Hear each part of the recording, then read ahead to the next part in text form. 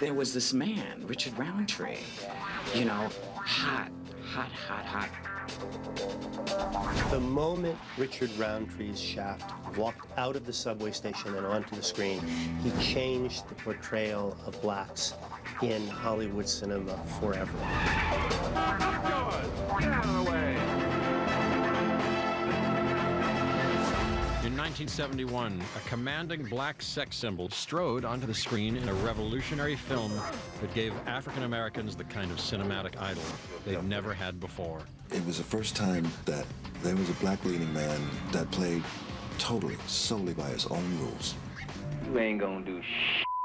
For the first time, you saw a black man on the screen, kicking ass, taking names. Here you had the brother who had all the women. He was just smooth. He was Shaft. How Shaft shattered racial stereotypes in a smash hit that dazzled white and black audiences alike and set off a chain reaction in film, music, fashion, and lifestyles that helped create a multi-billion-dollar industry.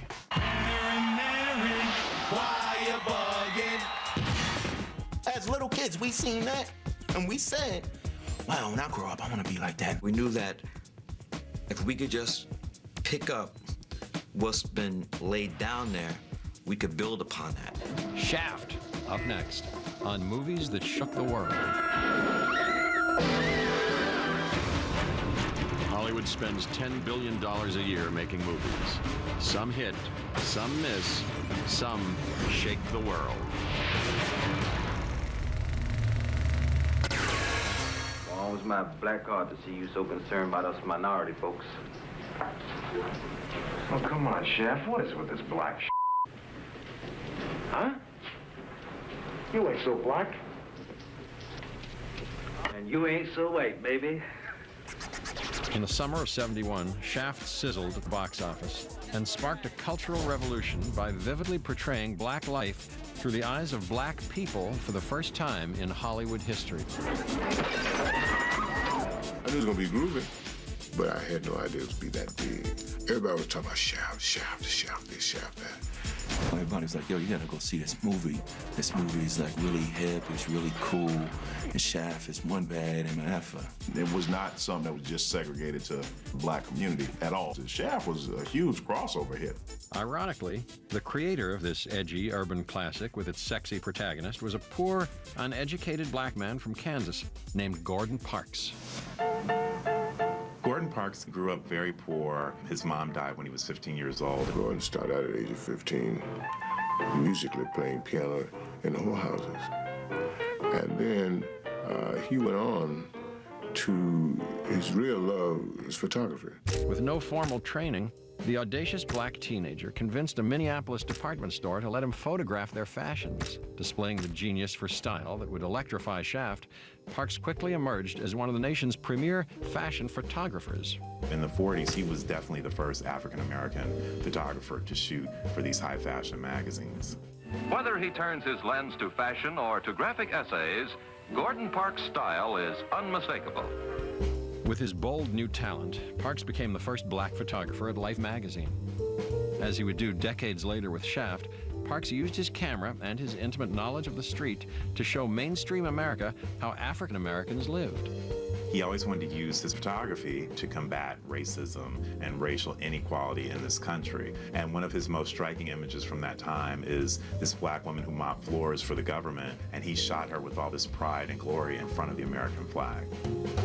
I expressed it very innocently, I suppose, with my camera by posing her against the American flag, which was, you know, saying I was damning the flag. Parks' groundbreaking photos made history, but his penetrating vision of black dignity was hardly reflected by the larger society, particularly Hollywood. Cinematic icons ranged from burly macho to cool, slick sex symbols, but none of them were black. The Camptown ladies sing this song, doo-dah, doo-dah. Camptown racetrack 5 miles long, oh, doo-dah-day. The black guy was sort of the shuffling, bug-eyed, scared servant class of what I call the Motisa tribe. And that means Motisa, Mokofisa. Everybody say you're the laziest man in the world. When you got lazy bones, all you do is crave ease all through the day and If somebody say, hey, I'll give you a... And this was really the sort of dominant sets of images for male and female black actors throughout the 30s, 40s, and things started to change only in the 50s with the emergence of Sidney Poitier. A man say to his woman, I got me a dream. She says, eat your eggs, they're getting cold. And Poitier and Belafonte and the Lena Horns, they're the uber black folks, and we felt very proud when we saw them. These new, idealized roles represented progress, but many felt they still looked at black life from a white perspective. They were sort of in roles predominantly where they were dealing with sometimes the Negro issue. As the Black Power movement emerged in the 60s, these sanitized roles seemed increasingly out of touch.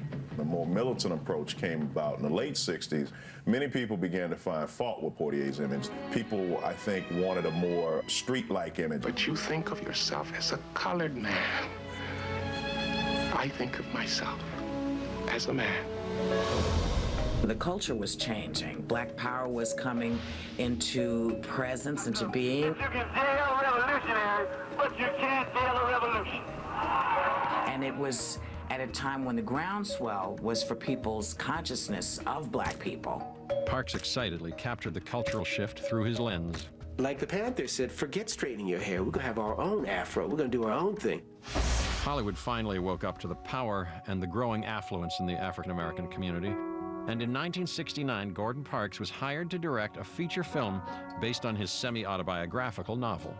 I had written a novel called The Learning Tree, which became a bestseller. He was the first African-American ever hired to direct a mainstream Hollywood studio film. He definitely wanted to bring black characters to the screen and not caricatures. He brought a certain sensitivity and wanted to really represent authentic human African-Americans on the screen. The Learning Tree was hailed as an American classic. Meanwhile, other black directors began to make their names on the indie scene. Melvin Van Peebles' Sweet Sweetback's Badass song electrified inner-city audiences in early 1971. He's our future breath. Take him. In a nutshell, what Sweetback is about is black guy kills 2 white cops and gets away with it. It was arguably the first overtly political black power film, and it changed the game. The idea of taking life the way white people took life in the movies in itself was revolutionary. Sweetback appealed to black audiences, but an ailing studio was willing to gamble that black films could be box office hits with moviegoers of all races. Sterling Siliphant bought the rights to Ernest Hardeman's book, Shaft, and MGM bought their concept of going ahead with an action-adventure black lead movie. In the wake of The Learning Tree's success, MGM hired Gordon Parks to direct Shaft. Now the pressure was on to find the right actor to play the film's sexy, powerful black hero. The ultimate in fantasy cool. Parks knew he'd found his leading man as soon as he saw former fashion model Richard Roundtree. Though Roundtree had very little acting experience, Parks knew that he could build the urban classic around a charismatic young actor. I was a piece of clay, really, really green, and total reliance upon his vision. His stamp is so totally on that character, from the clothes to the way he moved. To match the power of the man, Parks needed a musical score with urban rhythm and heat. Usually the go-to guy for that was like Quincy Jones. He was the master of it. But Isaac Hayes had a much more kind of raw street sound, but combined with a smooth soul kind of post-Motown vibe. Never done a movie score before. Well, I've been doing some R&B and a little blues at Stax Records. He took what was going on in music and funk and soul and really kind of gives it almost this like pro-African-American stance. There could be no doubt about who had the power in the film. Even the music said it was Shaft. You say this cat is a bad mother? Shut your mouth. I'm talking about Shaft. And we can dig it. Gordon put me to the side and said, Isaac, now, when you do this music, you got to capture the character. I'm looking for a nigga named John Shaft. Just found him. wop. The moment Richard Roundtree's Shaft walked out of the subway station and onto the screen, he changed the portrayal of blacks in Hollywood cinema forever. He says, listen, I want you to come out of that subway, and I want you to walk across the street, and I want you to own it. You are invincible. I want you to own it. Get out of the way. Shaft represented what a black man at the time wanted to be. That was the ideal personification of what it was to be a black man in America back then. Coming up, Gordon Parks' Shaft might become a crossover smash, but no one foresaw the cultural shockwave to follow. It made the studios consider African-American film as a way to make money. It was a blaxploitation era. We had become sexy. Shaft hits the theaters, and black power explodes across the screen when movies that shook the world returns.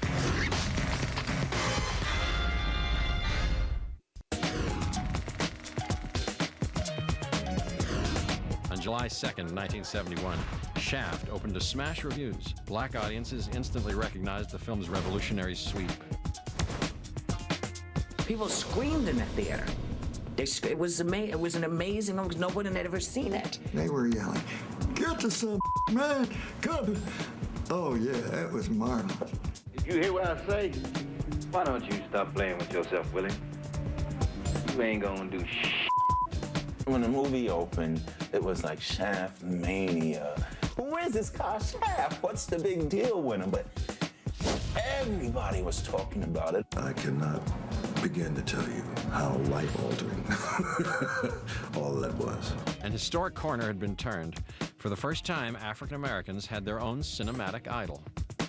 It was revolutionary for them to be the hero. And not the anti-hero, but the hero.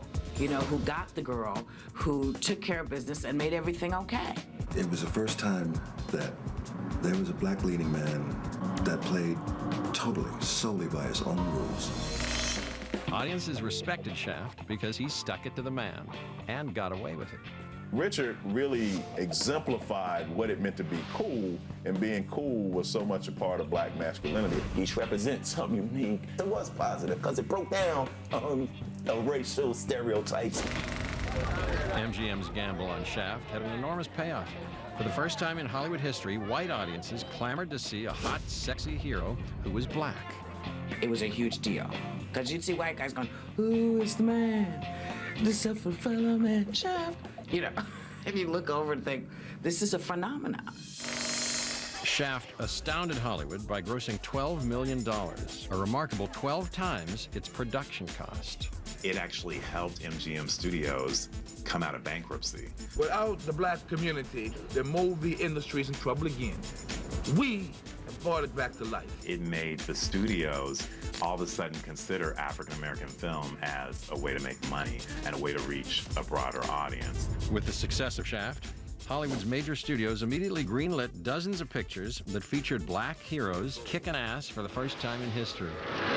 6'2" of black dynamite takes on the Empress of Crime in sin-filled Hong Kong. They were able to make these films very cheaply and make a ton of money. Talented African Americans, accustomed to demeaning roles or no roles at all, were suddenly in hot demand. The great stars that came about in blaxploitation. Of course, you had the beautiful Pam Grier and Fred Williamson and Jim Brown. But the violent excesses offended many black critics, and the entire genre was quickly tarred with the label blaxploitation. Blaxploitation was coined as a response to films that were essentially viewed negatively by the NAACP and other black activist groups. We were seeing black images on the screen, but it wasn't really a positive light. It was a bizarre beam of light.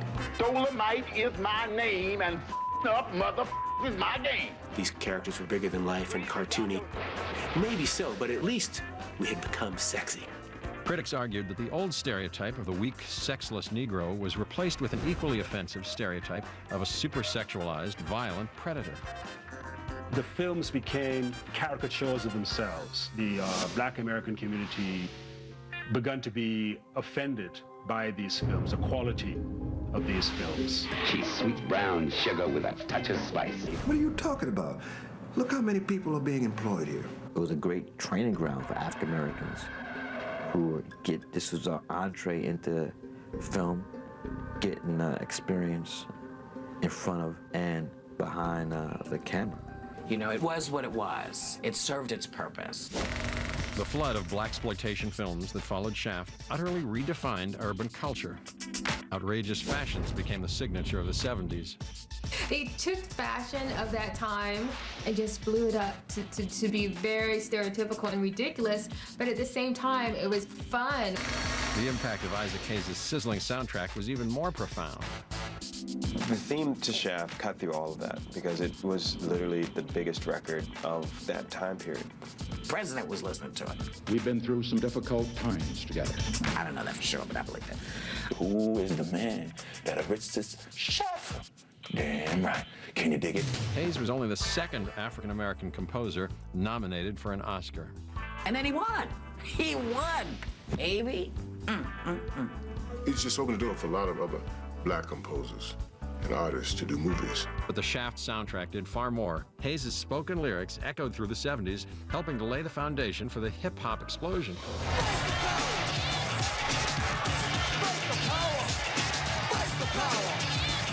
When Isaac Hayes made that record, Shaft, that was almost like the beginning of the hip-hop culture, the movement.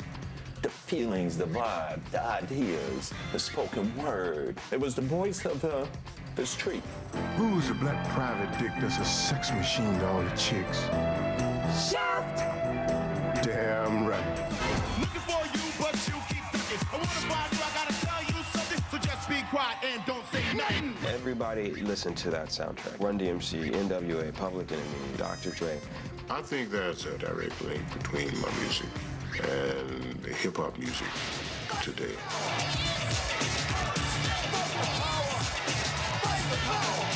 Despite Shaft's impact on music and fashion, Gordon Parks' searing original vision quickly disappeared from the blaxploitation genre. Shaft was cool, but see, you gotta understand, there was a difference between Shaft and everything after that. It became redundant after a while because the stories didn't develop. By 1976, a mere 5 years after Shaft, blaxploitation burned itself out. Coming up, blaxploitation may have been over, but the landmark changes that it inspired had only just begun. Shaft's true legacy is a multi-billion-dollar industry. The Shaft Revolution, when movies that shook the world returns.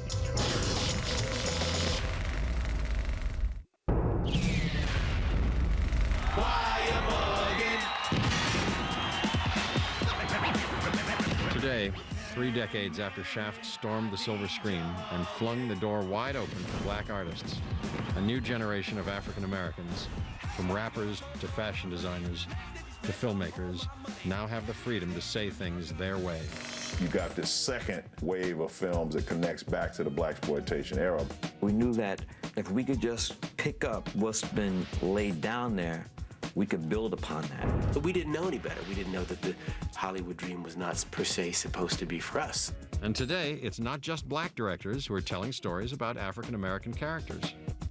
We're seeing films with black folks directed by white directors and films with white actors directed by black folks. And if you look at movies by Quentin Tarantino, he's certainly been influenced by the blaxploitation movement. As some pay homage, others prefer to parody the era.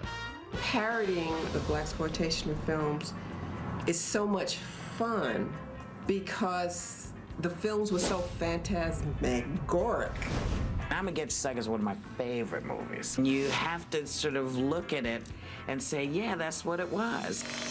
But the revolution pioneered by Shaft also opened the door to a new generation of sexy, powerful, fully rounded black actors. Blaxploitation opened up cinema. You know, Richard Roundtree, Pam Grier, they totally opened the doors for Denzel and Halle Berry and Jamie Foxx. A black man can be in any movie now. Gordon Parks is definitely the one to get credit for that, to opening those doors. Well, I always felt that the bigger the door, the harder you knock on it. But perhaps Shaft's most powerful legacy is the chain reaction it set off in pop culture, an explosion that's led to the creation of hip-hop lifestyle. Music from Shaft was like a precursor to hip-hop music. And the hip-hop culture came from that. I actually think the way that they deal with fashion and music is to kind of look at everything as lifestyle.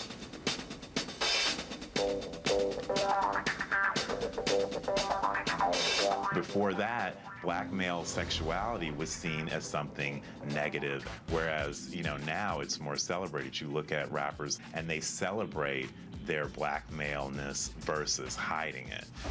In the end, Shaft transformed African American culture, crushing old stereotypes and replacing them with such powerful new ones that mainstream white America is emulating black music, fashion, attitude, and lifestyles for the first time.